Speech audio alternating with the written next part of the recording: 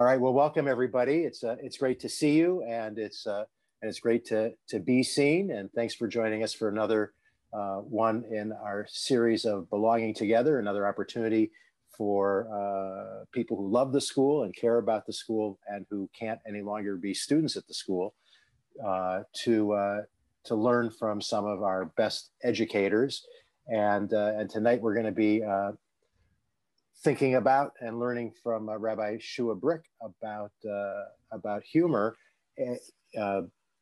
Jewishly, not Jewish humor, but God and humor. And in fact, for those who are wondering, even in the Tanakh, there's a pasuk, there's a verse that tells us that God laughs. So it's not even blasphemy to imagine that God laughs. It's in the book of Psalms, where we're told that God laughs. And then this is the time of year when I remind myself about how important laughter is with the start of a school year and the election cycle, but especially after what we've all been going through with responding to the pandemic.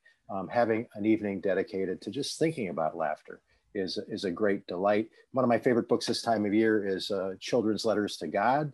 And one of my favorite letters in the book is Dear God. My teacher at synagogue tells me that they're not sure you exist. You've got to get better people to teach your stuff. So one of the best people to teach stuff about Judaism that's come to JCHS in a number of years is Rabbi Brick. He joined the faculty this summer. He's working by us teaching Jewish studies and is on our student life team, and is also working at Congregation Beth Jacob Congregation in Oakland, and he's split his time between these two wonderful institutions. It's great to have him in the community, and it's also wonderful to have him teaching at JCHS. Rabbi Brick. Thank you so much. Oh, what a warm welcome. Just a few things about being over Zoom. If I could encourage, thank you everyone who has their video on. If you want to feel comfortable, if you can turn your video on, it's great to speak to faces more than just blank screens, although I've gotten some practice in teaching at both. I'm going to be sharing a slide throughout this, which might be difficult. If there's any issues that you might have with the slide, I'm actually just going to give you a link. You could open up the slides on your own if you'd like. You can take your notes on that slide if you'd like.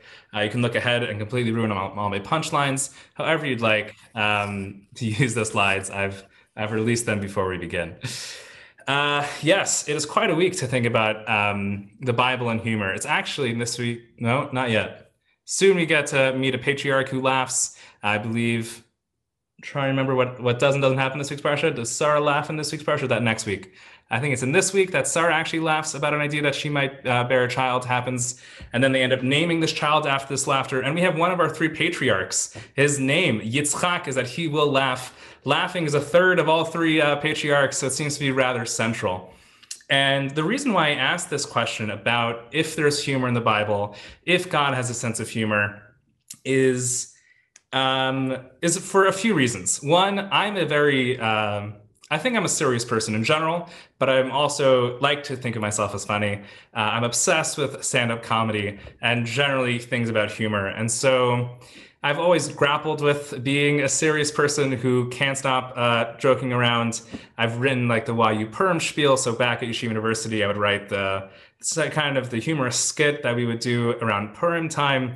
It would be in a room filled with people. It would be in front of all the rabbis of Yeshiva University would come. It would be basically like 4 rows of people with beards and suits, and basically the way that they would do censorship to make sure that we were on topic would be they would have no sense or look at our stuff beforehand, but you had to be able to say it in front of all the rabbis right in front of you, staring you down. So if you were confident with that, anyway, so always walking this line between seriousness and humor has been something that's always been on my mind, especially because I have a very dark sense of humor and it gets me in trouble every once in a while. So, and then when you think about God, try to think about it in the same way. And part of it, there's another layer of this polemical issue. The polemical issue is as follows, that for hundreds of years, the arguments have gone that the God that seems to be present in what might be referred to as the Old Testament, what I'd rather refer to as the Hebrew Bible, or Tanakh, is often thought to be this angry individual. And this was deeply important for a lot of Christian doctrine about how the God of the Jews is this angry, angry God. And we needed kind of a better, friendlier version to interact with. And so therefore, they've inserted another part of God that's way, way more fun, way more cool. He's got nice hair and everything. And then, so Jesus is an important conduit to get to this angry God that's really unreachable. So part of it has, and it's not just this old polemic. It's interesting. Just the other year, I went to a conference. I was staffing the Yeshiva University's president as he was going to go speak at the CCCU. It's a conference for presidents of Protestant evangelical universities. So it's 150 presidents of Protestant evangelical universities, and then Rabbi Ari Berman and me at this one conference. I remember walking in at this conference, I get stopped by a fellow who says, like, are you lost? Like, you look like an Orthodox Jew. This is not like, what are you doing here? So anyway, explained that I was staffing someone who was speaking the next day. And I found out that there was actually a trip for all the spouses of the presidents to go to the Museum of the Bible in Washington, D.C. And so I get on a bus where it's me and the first ladies of every Protestant evangelical university in America on a bus heading towards the museum. So it's me, almost every single university president there happened to have been male, and all of them were married to women who were on this bus, except for the head of the institutions and the head of all the universities was a woman, and her husband was on the bus. So somehow, of course, we got gendered separated, and then it was me and him at this one part of the museum, and he turned to me and basically asked me, like, wait, you're Jewish and you only have the Hebrew Bible. How do you deal with the fact that he's like such an angry person?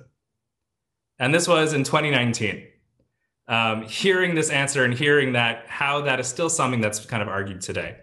And so it seems like there's like almost a religious war about, does God have a sense of humor, or does the God of our Tanakh, does he have a sense of humor? And so I'd like to unpack some of those things, and we'll see where this takes us. So let me just share my slides now that I've already shown my hand on this. Let's see if I can get to the first slide. Great. And let's present. All right, great. So something that has stuck out with me as I did research was this phrase, this quote from Alfred Whitehead, that said the total absence of humor from the Bible is one of the most singular things in all literature. That you'd read through the Bible and there's no laugh out loud funny moments. And that would be a consistent thing, and a consistent argument is this idea that it's a boring, dry, angry book. So let's see if I can do anything to dispel these rumors. Now, part of it is to think about what makes something funny. And I want to thank my colleague, Rabbi Joshua Brick, who's on staff, who actually had this conversation with his class on Jews in Modern Media, who made the following slides. Part of it is we have to delve into what we might find funny, would be a good start. So there's a few theories, and there are people and they say that jokes are just like frogs. The joke's completely dead once you dissect it. So one of the things here is trying to figure out, there are people who try to go through the theories, go very deep into really dissecting why might things be funny. One of them is the benign violation theory, that something has to be both harmless and transgression to be of a norm to be funny. You kind of want whatever rule that there is to be slightly broken. So again, if you would want to attribute some form of humor to a God, it's interesting to think about, what would be a benign violation that we're okay with God making? Or do we want transgression to be a thing that God does? Do we not want transgression to be something that God does? Do you want God to be something that's kind of like more reliable, perhaps? So maybe he can't be that funny if we're worried about some violations in some form. Or alternatively, there is this relief theory that we laugh because we're trying to relieve some tension. So one example that was put here from Jim Gaffigan, that the worst is when you ask someone on a date and they turn you down, because what they're really saying is, you know what, I don't even feel like eating a free meal around you, as Jim Gaffigan says. So he's trying to relieve some tension. So it's interesting to think about, what would it mean for God to try to relieve some awkward tension? Does God feel awkwardness and then needs to make a polite gesture to kind of ease the tension? So it's funny to describe, if I'm describing God to be funny, does it mean that God needs relief in some fashion?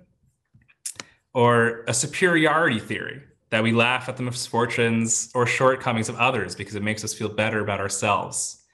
Well, that doesn't sound like the type of joke I'd want any superior God to be really into that style. Isn't it funny to show distress on people because then it's really funny, ha ha ha, is again a type of humor we don't think we want to see from the divine. But these are all the really types of theories that we think about, that humor very often comes from someone's shortcomings. Especially the one of not seeing the punchline that will be happening soon is really important to laugh. So how would you create a being that's supposed to be omniscient and perfect and most wonderful and shouldn't have any of these shortcomings that require this kind of humor? And does a divine that is perfect, need to laugh in a way, if these are kind of our reasons behind laughing? Now, I think the closest type of what we can get to is some form of incongruity theory, of one type of laughing, where we laugh if something that we're perceiving as a joke is kind of unexpected or changes or something shocks us. So let's see if I would, if I can even make this reference right now, but Borat just came out with a second movie. So 14 years ago, Sacha Baron Cohen impersonated this individual who does not really get humor. And in the first Borat movie, tries to learn some humor. And so a humorist tries to tell them, it's very funny to say a statement you don't mean, and then to follow it with the word not. And so Sacha Baron Cohen, and as Borat very often is phrased of saying, that this shirt is blue, not, as being a very funny incongruity theory joke. So those kind of styles. I will suggest that sometimes this is what God does, where it's like something you are expecting and he tries to change it up, might be where we get a funny God in all of this.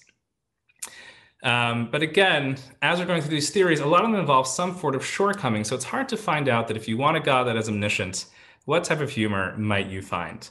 If humor is a coping mechanism, what is God coping for? What are the pains that he feels and the pains that the divine is kind of trying to, decompress from?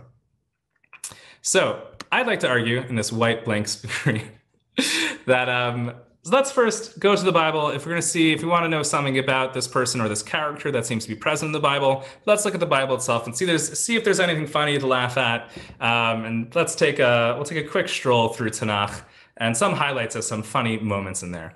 So there's some drier humor. So if you go from some good incongruity in Chronicles, where it talks about Jehoram that was 32 years old when he became king, and he reigned in Jerusalem 8 years. He passed away to no one's regret and was buried in the city of David, but not in the tombs of the kings.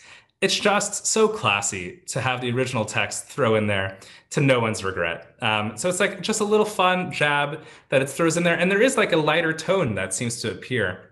One of the most famous things that definitely appear is sarcasm. Both the Jews historically are very sarcastic, especially in this moment where they're very angry in the desert.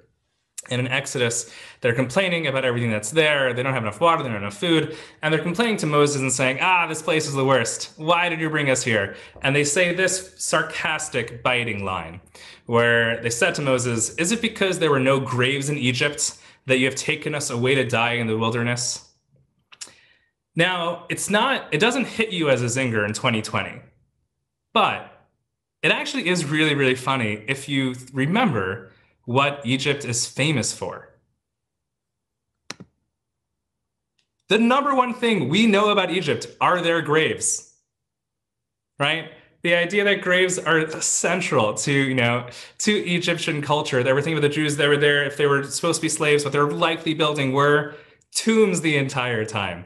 So it's not just them being sarcastic of, you brought us out to die here, but there's so many layers to, there's no graves in Egypt, that they're actually, I think for a reader who's reading it kind of in the Bible, they'd be like, I see what they're saying. That's really funny.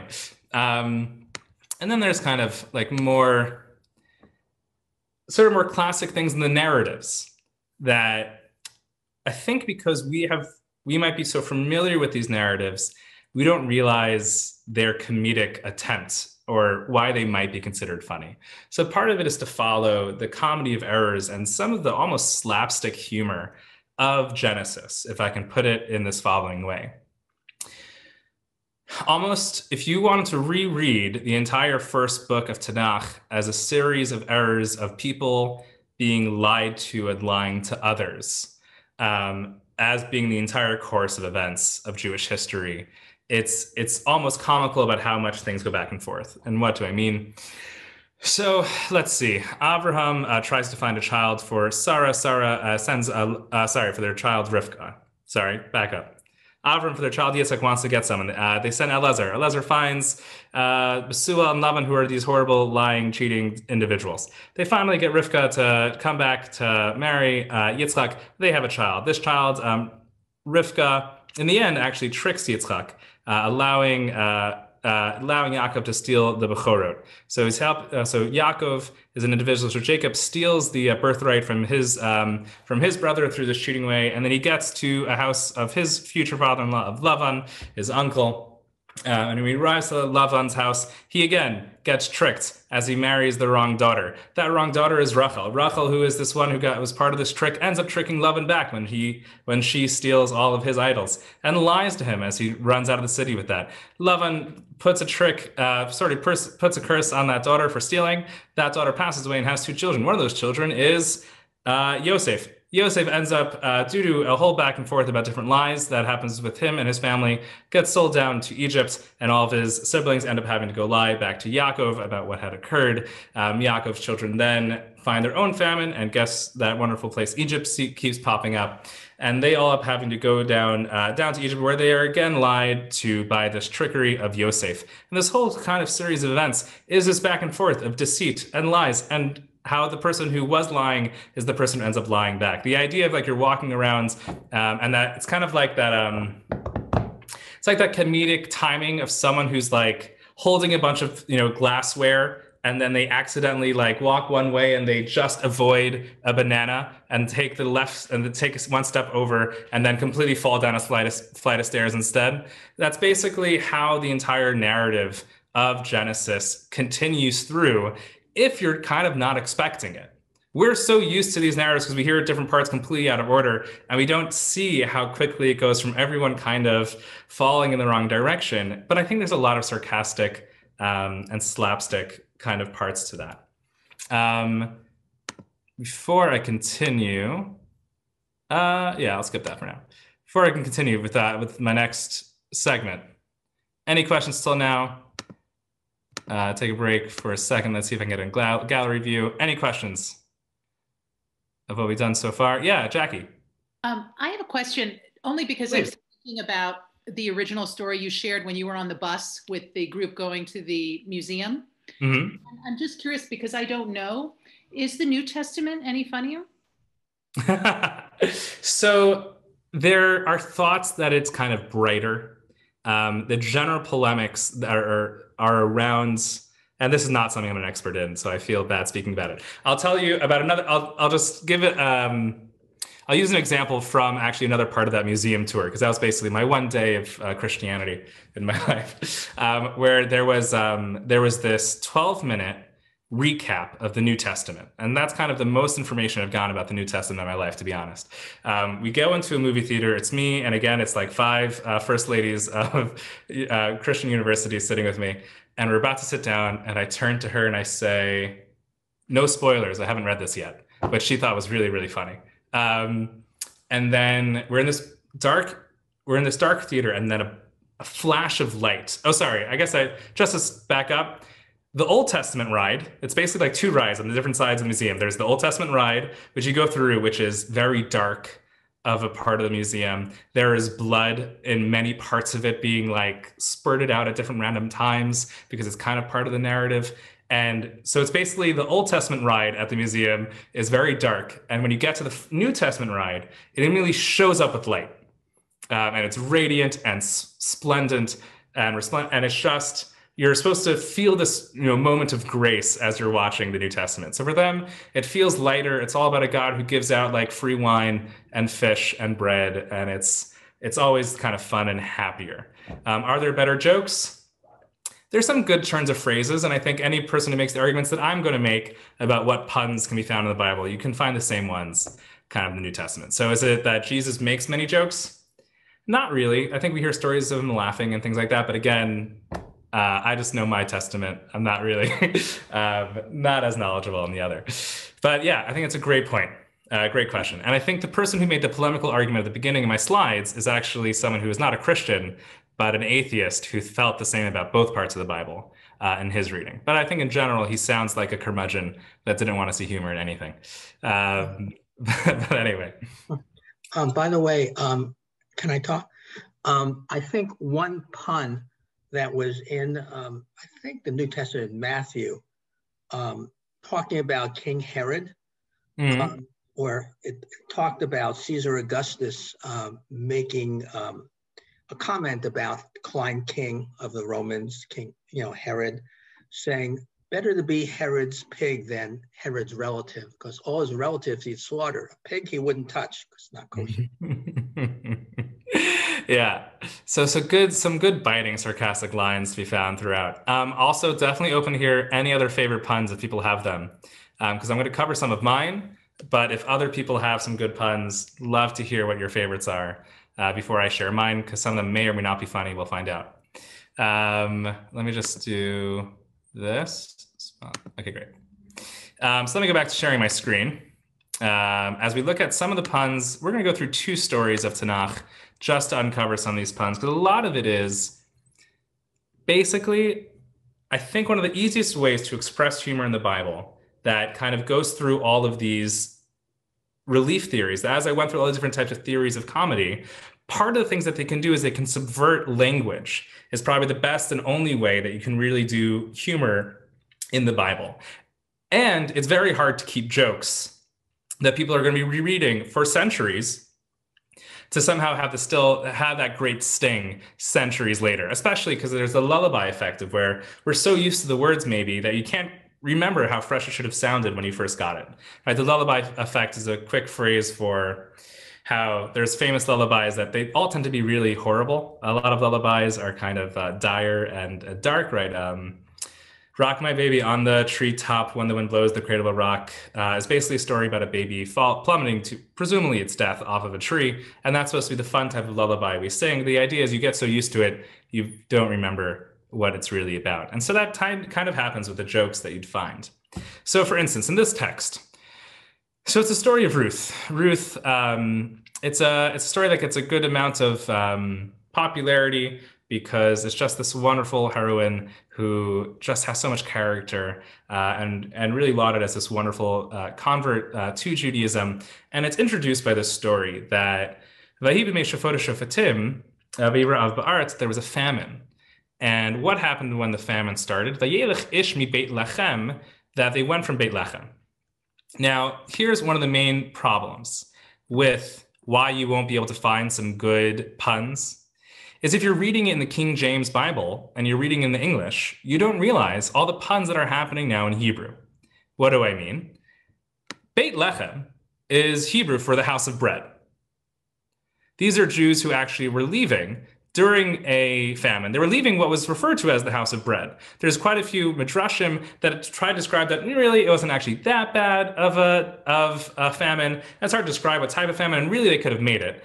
But not only that, they're actually going from Beit Lechem Legur B'Stei Moav, and they go to the fields of Moav.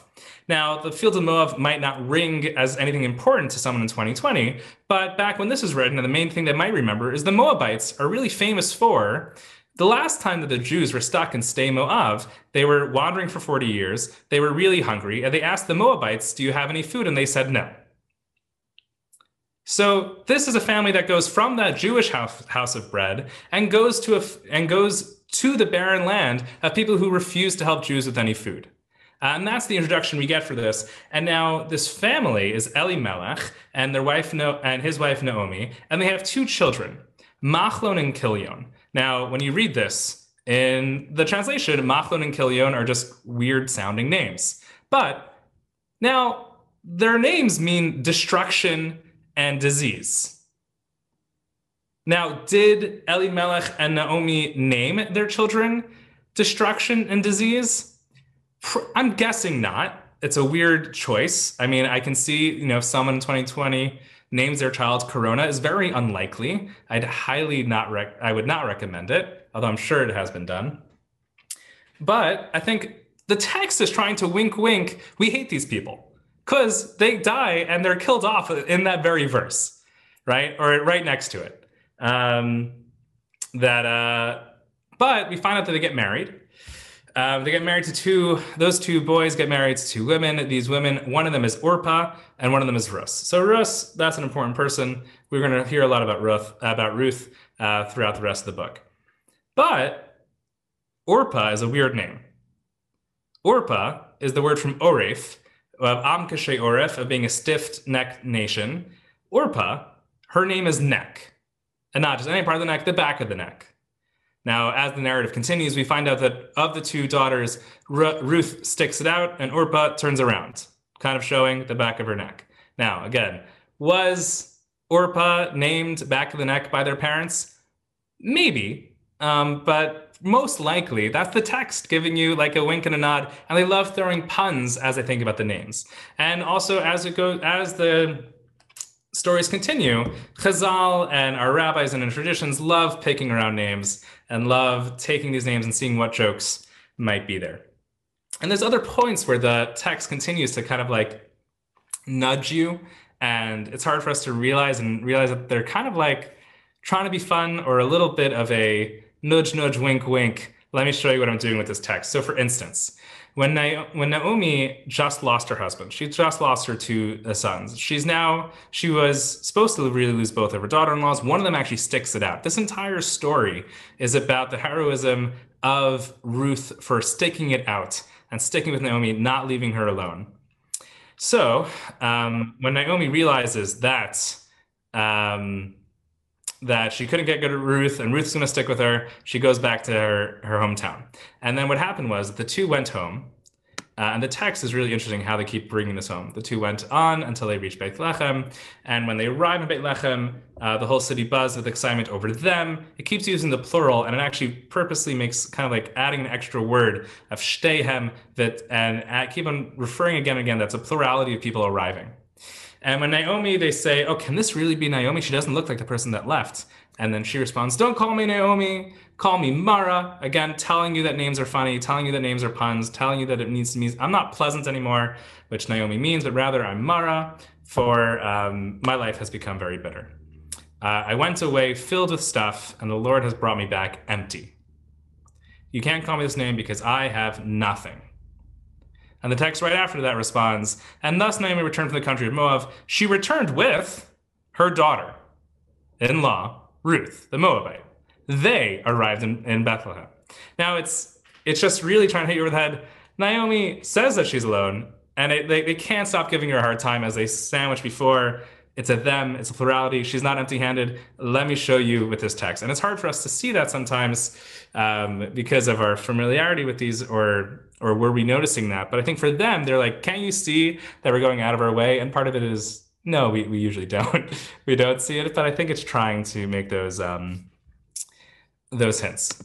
Just any last, just again, check in, since I can't see everyone from my view. Any questions so far? Okay, great. Onward. Next pun that is my favorite is from the book of Jonah. Jonah is a wonderful prophet. Well, he's a prophet who doesn't want to be a prophet and gets a lot of notoriety because there's just a great fun story to tell kids about people getting swallowed by whales. And for some reason that this book and that narrative has, maybe because like it makes great paintings or good puzzles. I certainly grew up with the Jonah and the whale puzzle. I don't know if other people have as well. Now,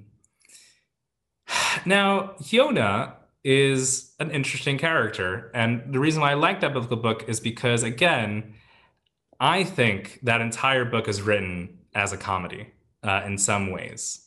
What I mean by that, we'll see in a few seconds. But let's say Yonah, again, if we want to work on some puns, Yonah is a dove. What is a dove famous for? I know the first thing that people think of when they think of doves is they immediately think of peace.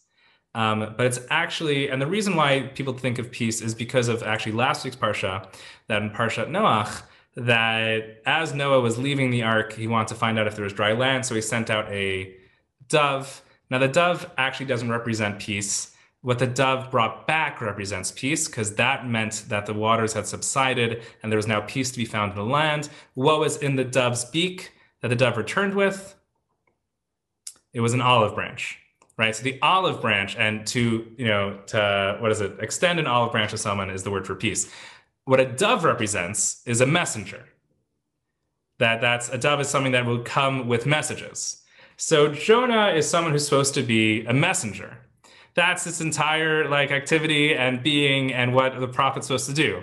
Now, Jonah is finally given this message and asked, hey, can you go and give this message? And of course, Jonah says no, and doesn't. The person who is very being is supposed to be a messenger giver, is supposed to go to a place.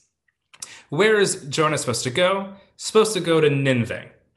Nineveh is one of the largest cities at that time. It's actually famously a port city, I believe on the Euphrates River.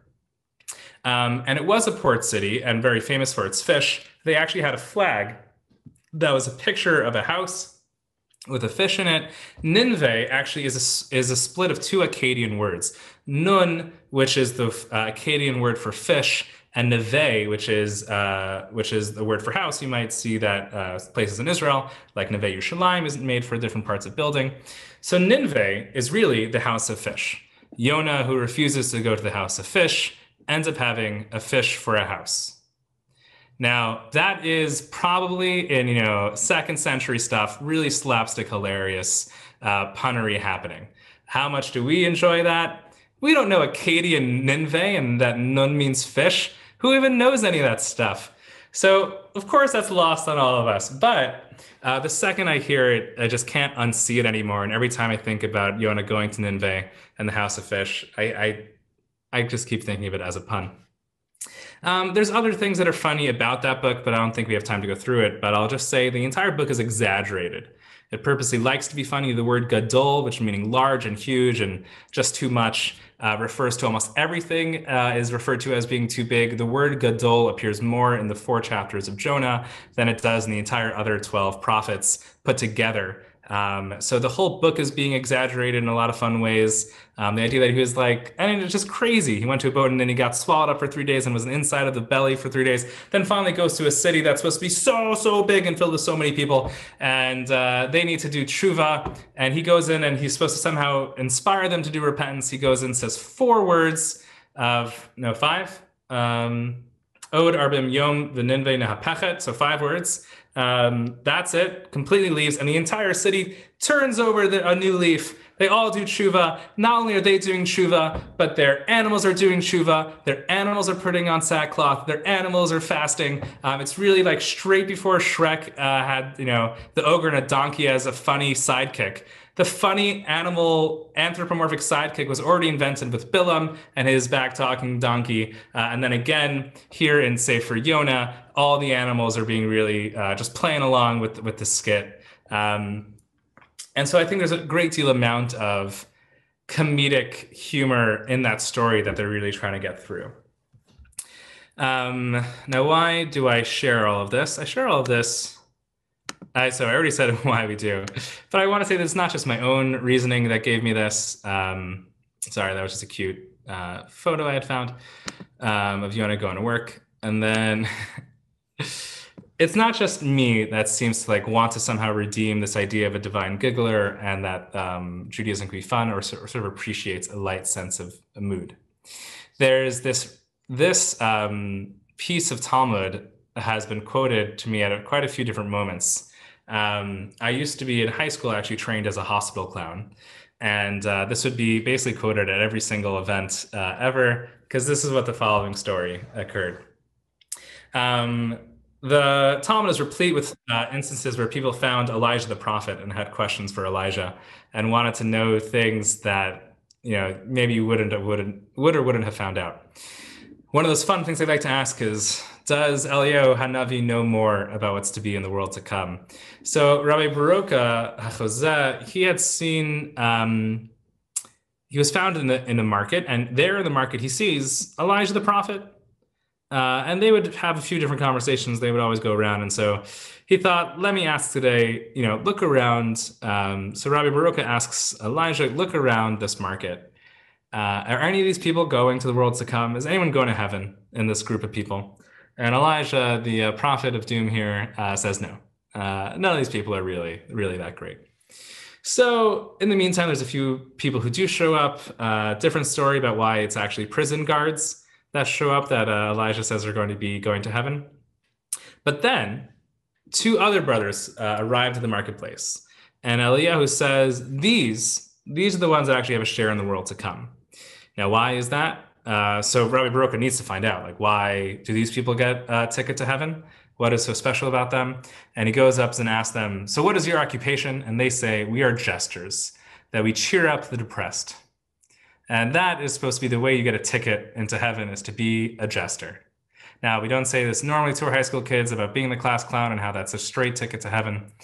Part of me always wonders, does God let kind of clowns and jokers into heaven because he just wants to have a good time? And other people he would want to spend time with, it would be the funny ones. That's always tickled me a little to think about that. But more about it, it seems to be the idea of this world sometimes could use some levity.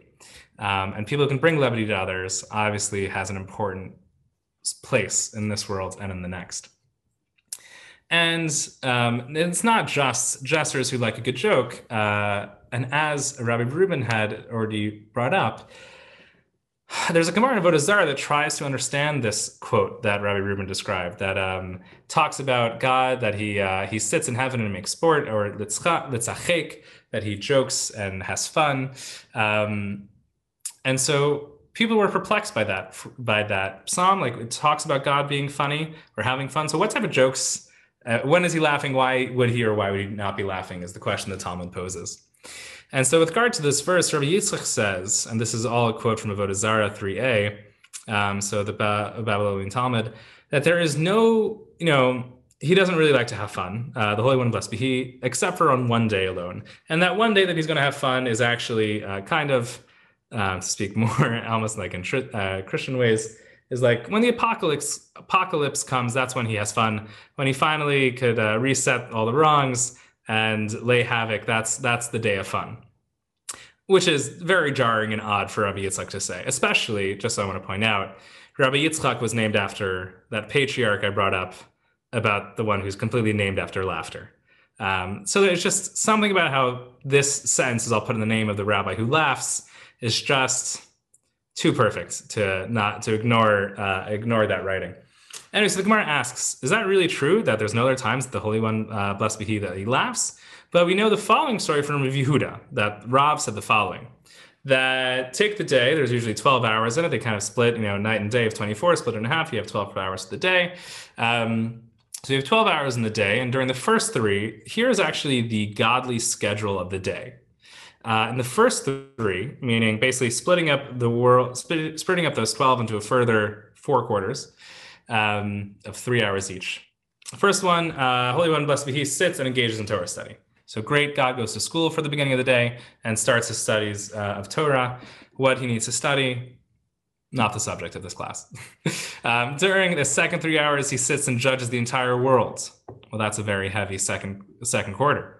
Once he sees that the world has rendered itself liable to destruction, and he sees, these people, they really have it coming. Now that I've seen what's going on in this world, he backs up. So as much as we think that the Old Testament God is someone supposed to be angry, he actually says, you know what, forget it. Let me cool off. He rises from the throne of judgment and sits on the throne of mercy. And it's like, nah, I'd rather be this type of God who's fun and enjoyable and kind of laid back teacher. Then in the third quarter, during the third set of 3 hours, Holy One blessed be he, sits and sustains the entire world, gives everyone a meal from the horns of wild oxen to the eggs of lice, kind of describing very myopic, complete taking care of this universe. And during the fourth 3 hours, he sits and makes sport with Leviathan. And again, the word for sport here is really litzachek. he has fun. He goes for recess. After he had three quarters of pretty heavy God doing stuff, a fourth of his day is spent on recess, spent on vacation, where who does he play with? Who does God enjoy kind of like throwing the ball with in his backyard? It's the Leviathan, of course. The Leviathan is this mythical, tremendous beast of the water.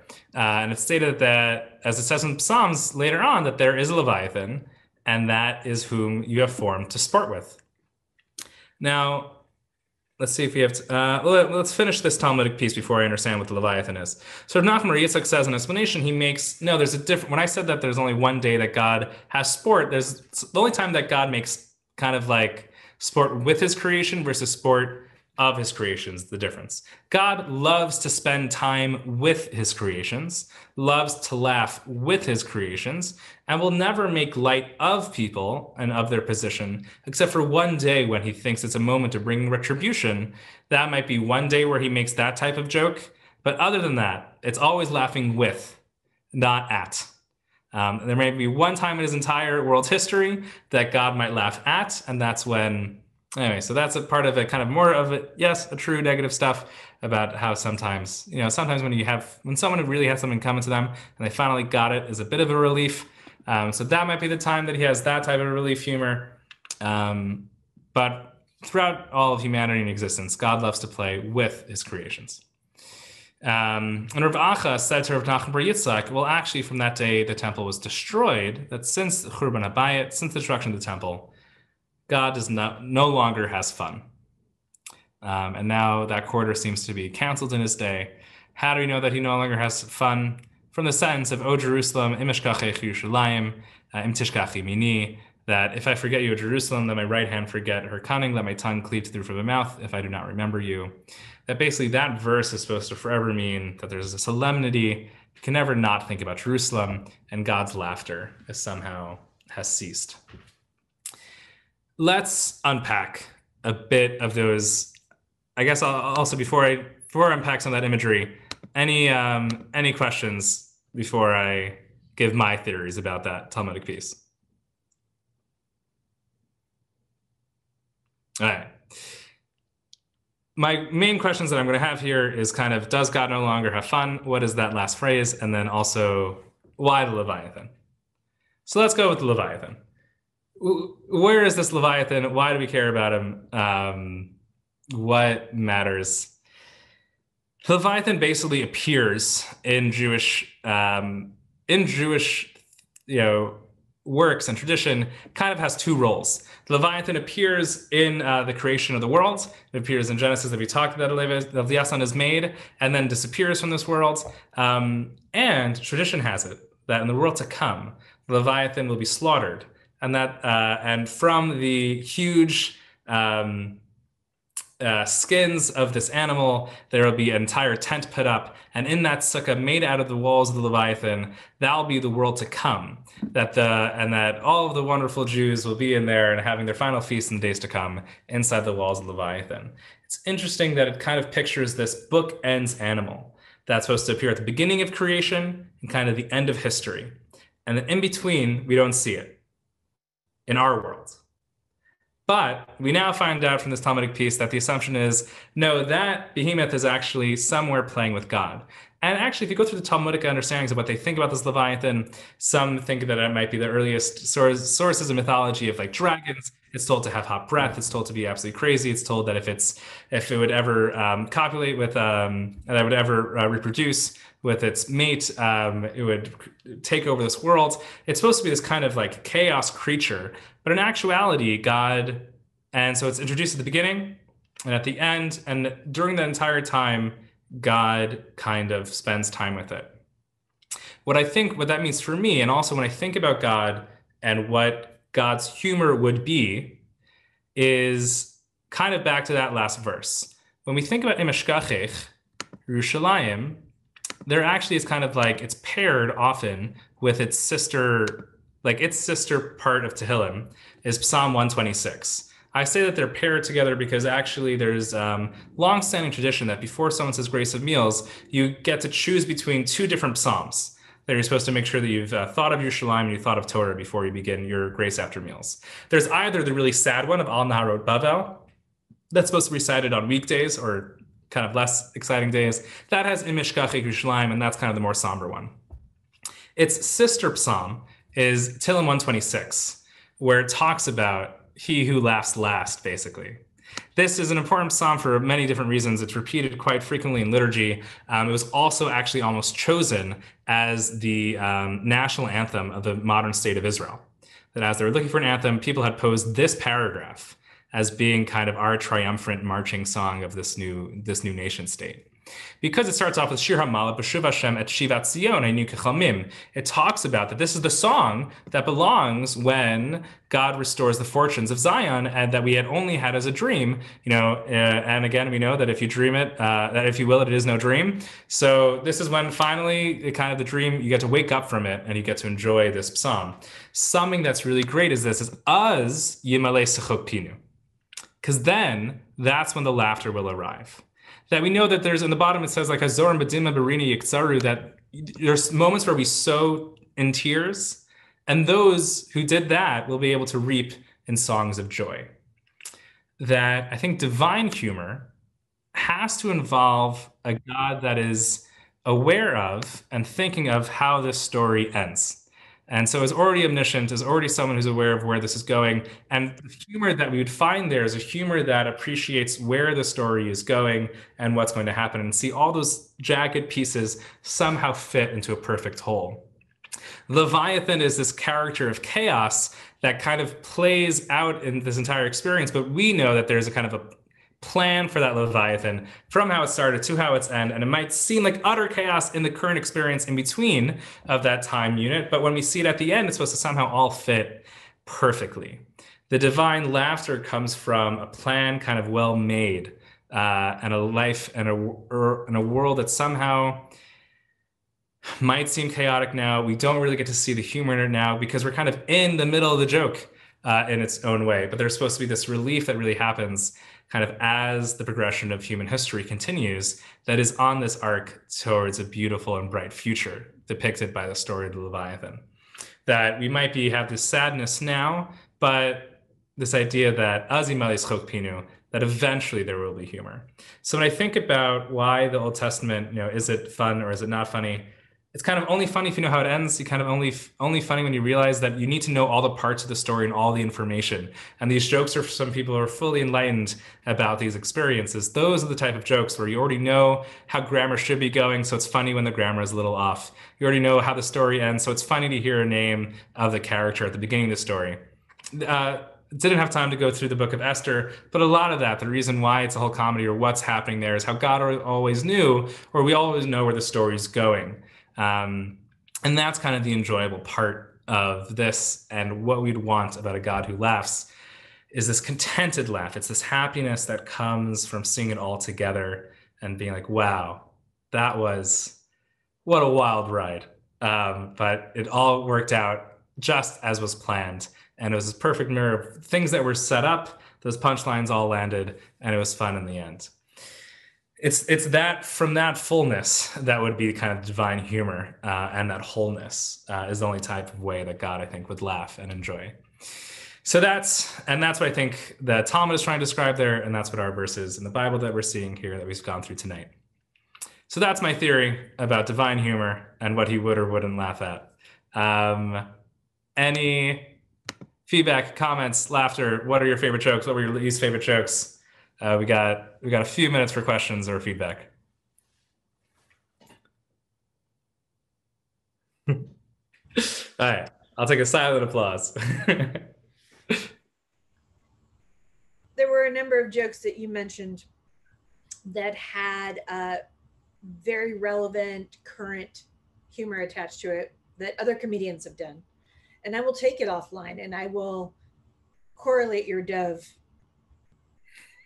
joke. I will give you some other things that I've heard, and comedians who put it in such a wonderful light, especially since you do have a sense of humor. I think you'll appreciate it. All right, I'm looking forward. I think I will. Yeah, it's very hard to find jokes that I won't somehow enjoy. As you've seen, I've somehow tried to look at the Bible and find jokes anyway, even at jokes senses that weren't funny. So I'm sure it's easy to get a laugh out of me. I'll email you separately. Okay, great. All right, do folks have my email? I'm just sbrick at jchsofthebay.org. Yeah. All right. If there's no other questions, if anyone, any general questions?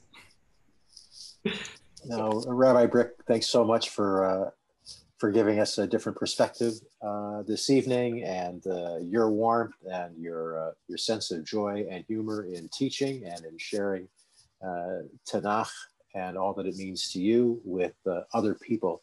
It has been such a delight to see in just even in the brief period of time you've been at JCHS. And we're thrilled that you're in the community, that you're on our faculty, and that you're also in one of our favorite congregations. And so thanks so much for being part of the Bay Area Jewish community. Thank you. The pleasure is all mine. All right. And thank you to everybody for being here this evening. We're grateful for your affection for JCHS. And I'm glad that even in times of distress, we can look forward to reaping with joy. Thanks so much, everybody. It's wonderful to be together. We really do belong together. Take care. Thank you.